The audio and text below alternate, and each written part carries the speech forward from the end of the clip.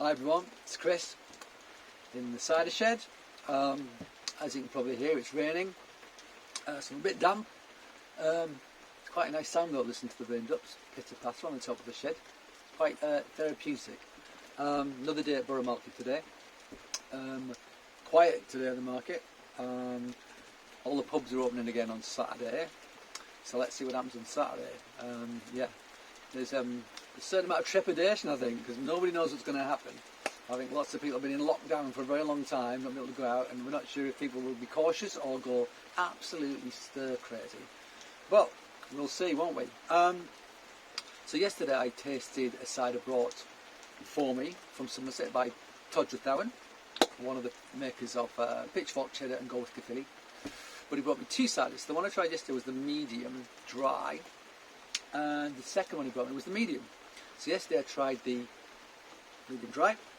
I'm going to try the medium again today. But while I was on the market today, I was chatting to one of the guys in the market, and I was thinking about bringing some of the Pitchfork Cheddar to try with this cider. But then I thought, actually, having tried the medium dry yesterday, which is a proper farmhouse cider, you know, bold acidity, you know, loads going on, totally different to anything industrial. It's quite a wild thing. I thought what I would do is get some cheese which is more in that kind of character, like a bit wilder. So what I did was I got a very small bit of a cheese called Cantal. And you're not going to be able to see it because of the brightness. Let me just take it off this. I'll hold it up.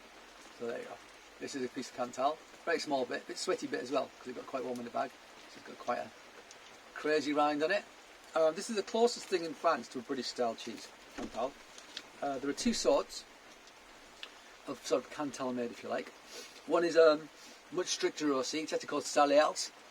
Same sort of recipe, but it can only be made on high altitude during the summer months in a little sort of chalet called Bouron. And yeah, it's made from the milk of the Ciders breed. Cantal is made at a lower altitude, it can be made all year round, and you don't have to use Ciders for that. So this cheese from Mons Cheesemongers is called Cantal au lait de Ciders. So it's Cantal, but the guy who makes it uses the milk of Ciders. So Ciders, if you're using Ciders cows for your cheese making, then you are going the extra mile. Absolutely. They are a very, very tricky breed to milk and deal with.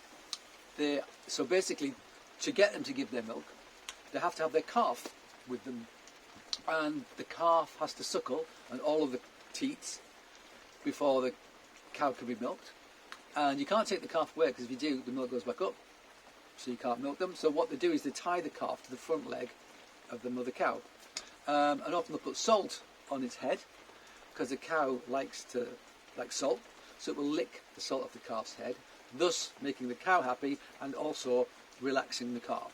So while this is going on, they're milking the cow. At the end of the milking, they have to put the calf back on to finish off sort of the milk that's in there. This is all done for the most part out on pasture, not in a milking parlour. They have mobile milking parlours. They drag around the fields with them.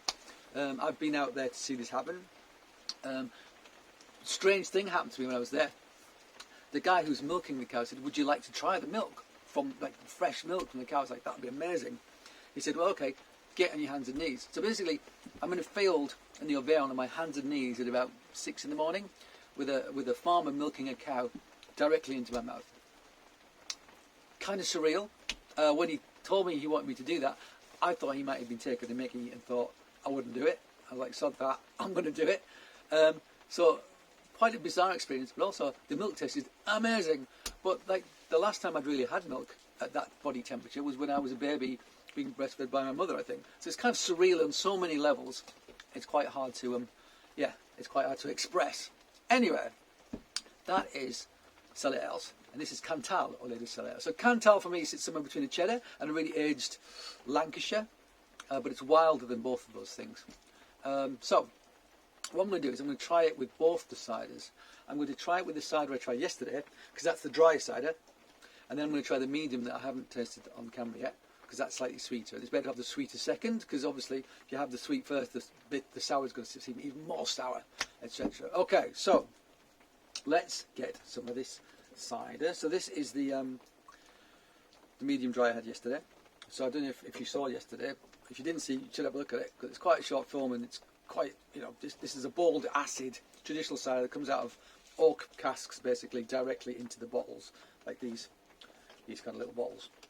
So let's have a bit of Ciders, Cantal, pardon me, Cantal or later Ciders, and let's have a bit of cheese. So what shall I do first? I'm going to refresh my memory of this cider. So bang, there's that acidity. Is it lactic? Is it acetic? Is it citric? Is it malic? I don't know. It's kind of a bit of everything all mixed together. It's bonkers how bold the acidity is on the nose. That alone is enough to wake you up. Let's have a little taste.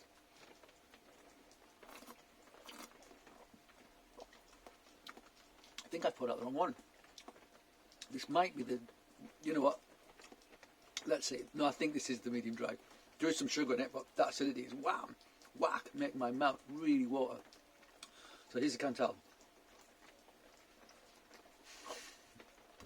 This is such a big cheese. There's so much going on. It's good that it's warm. It's melting in my mouth. So this has got like a bold acidity as well.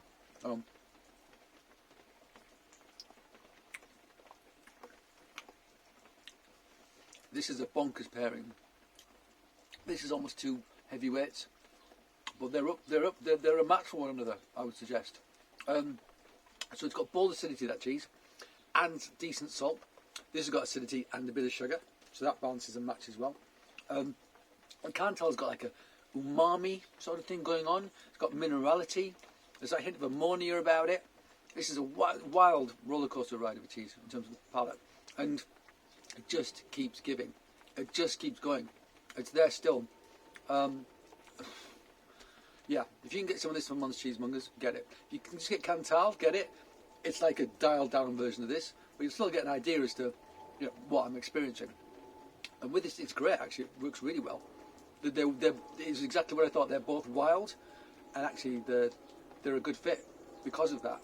Cool, really interesting. I mean, you couldn't eat tons of that, but what you could get down here, you take a great deal of pleasure from, and it's making my brain work as well, not just my palate. It's intriguing, the flavour.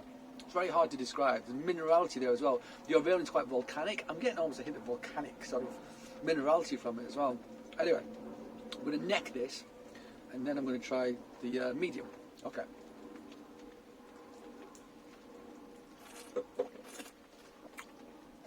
Okay, cool. Let's pour a bit of this out. I think this will work as well, because salt and sugar, as I've said before, works really well. This has got decent sugar, decent salt in this cheese. This has got more sugar than the last one. It's less bold acidity. Let me just give this a sniff then. Yeah, so this is like, you get more apple off the nose on this. So it's medium. It's also 6.7%. No, this is 6%. It's a little less strong. So it's a little bit richer, a bit creamier, more ripe apple in there. There's acidity there, which I'd say was pretty decent acidity if I hadn't just had the medium dry, which is much more forthright acidity.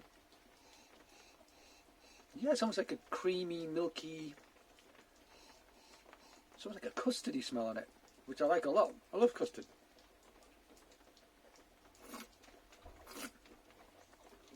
Okay. More sugar, less acidity. Still enough acidity there to balance the sweetness of it. Let's try it with a bit of this crazy Cantal. Great. I love the fact it's warmed up. And it's become really buttery, the texture. It melts on your palate. Fats coat your entire mouth. Really good.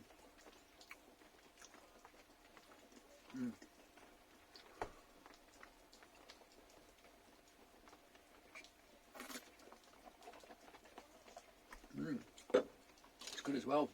You know what? I'll have some more. It's good as well.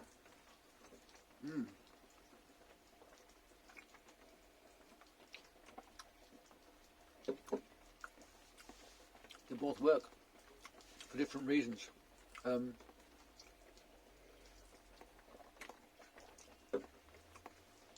both work just as well for different reasons.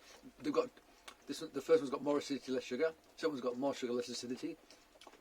That's because of the salt and the acidity and all the wild stuff going on in that cheese. Both of them work for different reasons. So it's almost down to your own personal palate. I think, if I put a gun to my head and said, which one would you have? I mean, if I'm going to put a gun to my head, I'll take that as an excuse, to be honest. I think I'd say the first one. It's just that bit wilder. It's just that bit more out there. And that Cantal is an out there cheese for sure. But both of them work pretty well. So that's the two ciders from Ben Crossman, who was just across the field from Towns Dairy, where they make the pitchfork and the go with. So yeah, I shall probably be going to visit him when I go down there to make some cheese with those guys. And I may well come back with some bag-in-box stuff to sell, because I think that would go down a storm. Reminds me of Wilkins, Roger Wilkins. Don't think I've tried any of his stuff on film. Bit of a very famous cider maker in Somerset. It was Joe Strummer's favourite place to go and drink. You know, like Banksy's did a painting on the side of his sort of cider shed sort of thing. So yeah, it's a bit of a cult figure. It's Roger Wilkins, and his cider is very much like that. Bold acidity, what some people would describe as scrumpy, I suppose. But I feel like scrumpy's become a word that's it's kind of derogatory. Like people imply that somehow it's just something that you chuck it in a barrel and forget about it. It's not very important. There's no skill involved. It's just people talk about rats in there and stuff. It's all nonsense. You know, it's just nonsense, and people regurgitate this stuff all the time. And it in no way reflects the quality of the cider you can get that are made, still ciders made in a very traditional manner from traditional varietals and aged in oak. You know, served straight out of the oak, often bone dry, so no back sweetening, just as nature would have intended, if you like. Great, really interesting.